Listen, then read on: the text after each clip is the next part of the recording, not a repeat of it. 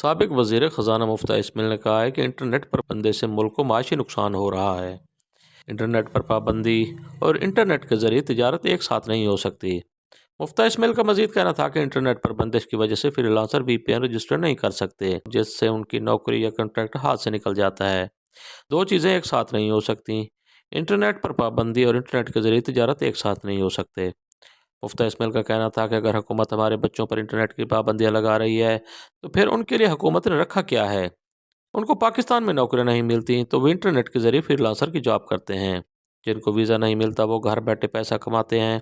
اگر ان کے لیے یہ بھی آپ بند کر دیں اور ملک کے لوگوں کی کوئی خدمت بھی نہیں کرنی تو انٹرنیٹ کے ذریعے تجارت نہیں ہو سکے گی۔ سابق وزیر خزانہ مفتہ اسماعیل نے کہا ہے کہ انٹرنیٹ پر بندی سے ملک کو معاشی نقصان ہو رہا ہے۔ انٹرنیٹ پر پابندی اور انٹرنیٹ کے ذریعے تجارت ایک ساتھ نہیں ہو سکتی۔ مفتہ اسماعیل کا مزید کہنا تھا کہ انٹرنیٹ پر بندش کی وجہ سے فری لانسر وی پی این رجسٹر نہیں کر سکتے، جس سے ان کی نوکری یا کنٹریکٹ ہاتھ سے نکل جاتا ہے۔